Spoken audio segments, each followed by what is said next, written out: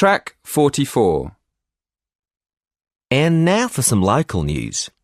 When the receptionist arrived at Goodmead Primary School on Monday, she found that someone had broken into the office and stolen several laptops, so she called the police. They came to look at the crime scene straight away and advised her to make sure she locked up the office every evening in future. They also suggested that she should watch out for any strangers nearby. 2 days later, the police called to say that they had caught the thieves and arrested them. They said they would take them to court in the next few days. Track 45.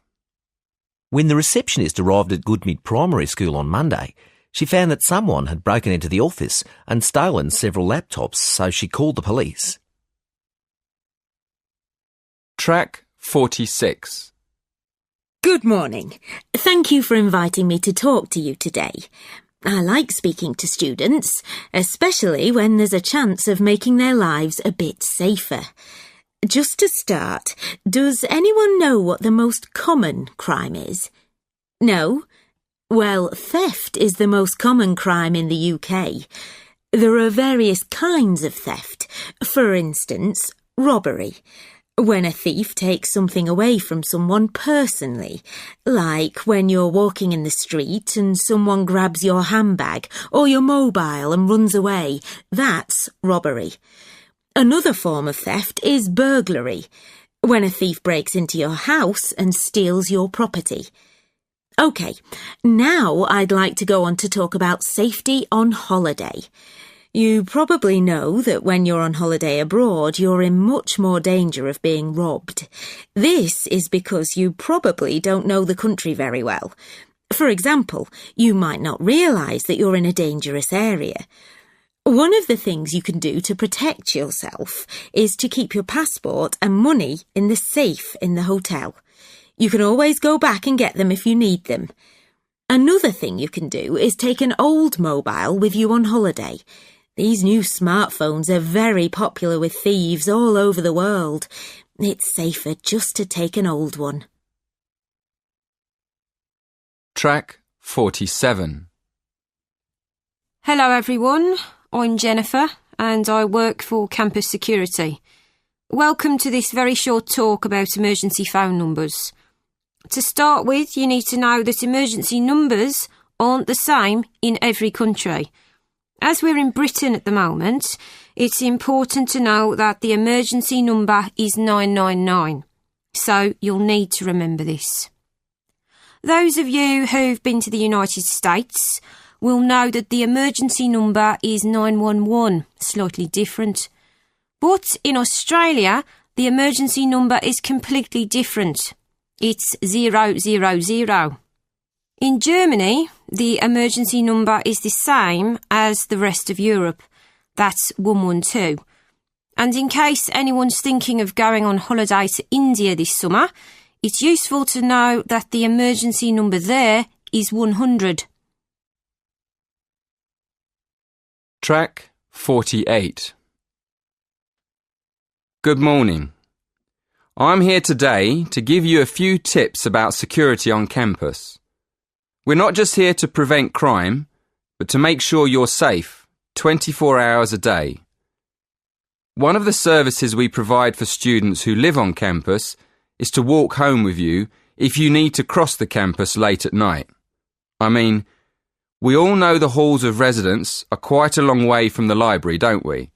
So, for example, if you've been studying in the library till late and you're nervous about going home alone, all you have to do is ring campus security on 3333 and we'll send someone to make sure you're safe.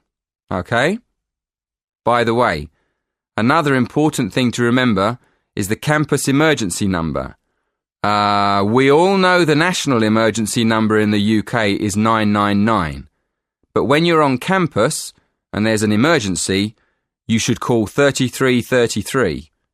If you call 3333, you'll get through to our own staff right here on campus.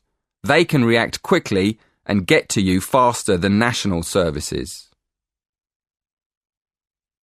Track 49. Section 2.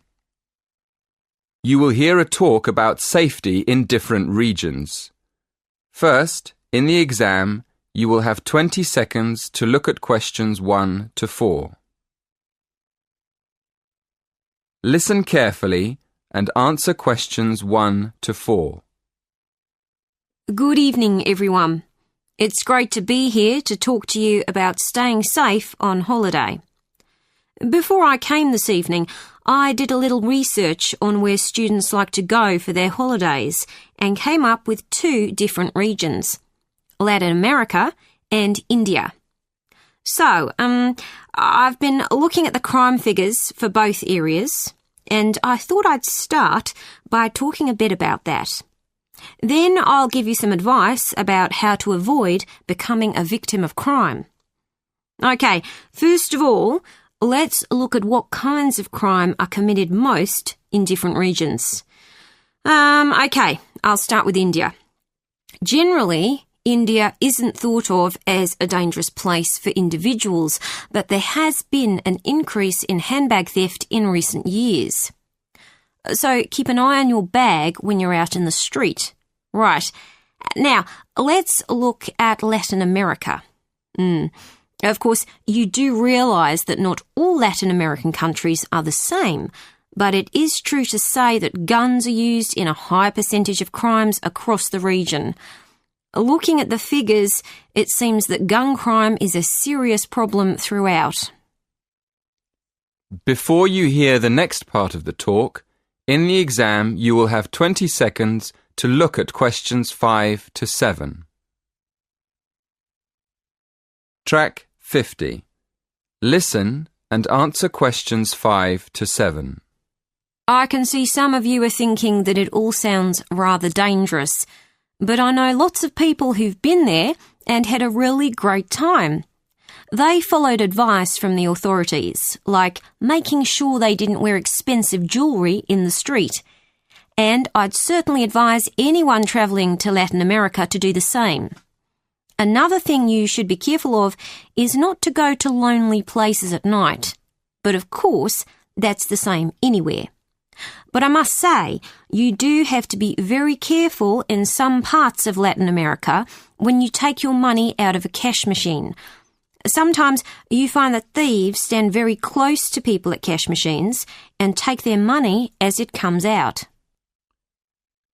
Before you hear the rest of the talk, in the exam you will have 20 seconds to look at questions 8 to 10. Track 51.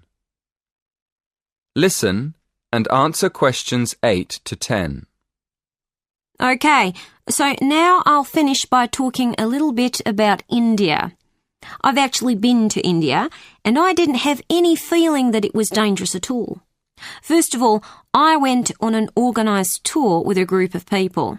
This is definitely the best way to go because it's so much safer.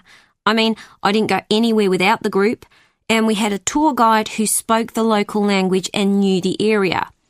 In fact, I remember now, she warned us not to go off with strangers, even if they seem nice and friendly. But again, you wouldn't do that at home either, would you? That is the end of section 2.